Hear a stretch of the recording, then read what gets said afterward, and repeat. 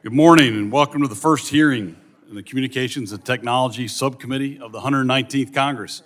I am honored to serve as the chairman of this subcommittee, where there's a rich history of identifying and addressing the most pressing issues raised in the communications and technology sectors. As technology continues to advance, this subcommittee will be at the forefront of solving tough issues.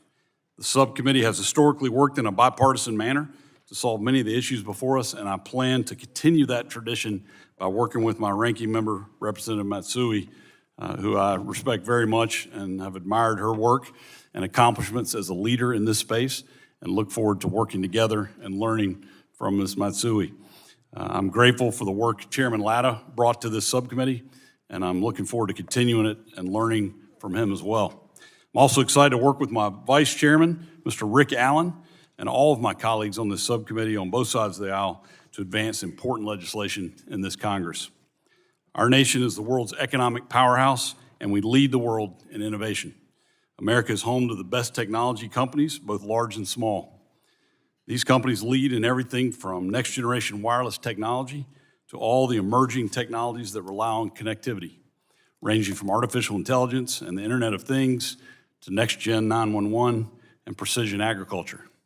Our country's startup ecosystem is strong and should be fostered.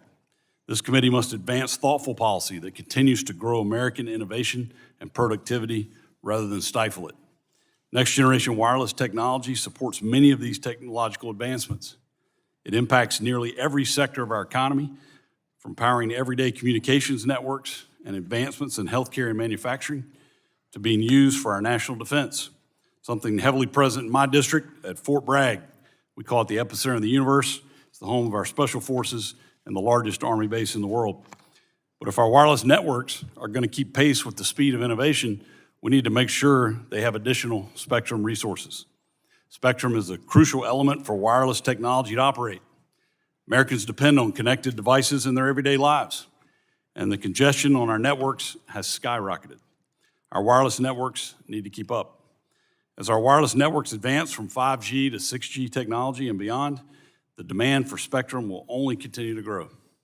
We must remember these important resources are finite. Managing these limited resources is vital to maintaining our economic dominance and protecting our national security. We will take a balanced approach to making both licensed and unlicensed spectrum available. This includes working with our federal partners, such as the Department of Defense, which must have enough spectrum to defend the homeland, but also be held accountable to use their resources efficiently. Last Congress, the Federal Communications Commission's spectrum auction authority expired for the first time due to disagreements about how spectrum resources should be allocated. These auctions have historically brought in billions to our national economy, with the highest spectrum auctions raising over $80 billion from private companies. It is simple economics. There's limited supply, unlimited demand, and a willingness to pay. We need to reauthorize the FCC Spectrum Auction Authority immediately. We must also continue looking for ways to make unlicensed spectrum available. Unlicensed spectrum unlocks the Internet of Things and smart device economy on which Americans rely, providing tremendous economic growth. Under the first Trump administration, more than 1,200 megahertz of unlicensed spectrum was made available in the 6 gigahertz band, leading to massive opportunities for innovation for our farmers, industrialists, and communities. These successes are just a start.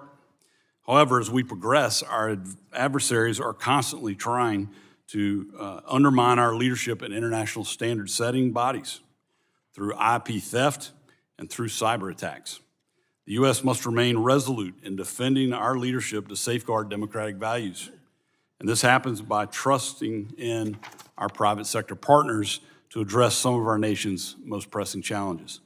We recently learned about Salt Typhoon, which may be the largest Chinese-backed telecommunications hack in our nation's history.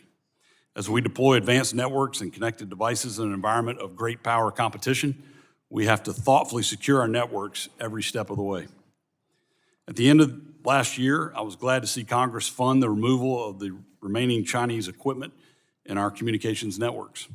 China is producing cheap communications equipment at the cost of our national security, and that needs to change.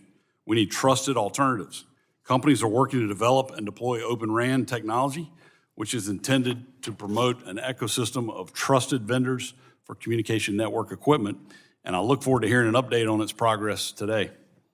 The key to our success is working together with our stakeholders to deploy and secure our networks. As our adversaries seek to undermine U.S. leadership, we will continue to build a comprehensive spectrum policy in the United States and a unified position on the international stage. I look forward to discussing these issues more in depth with our witnesses today and discussing the future spectrum policy in the United States.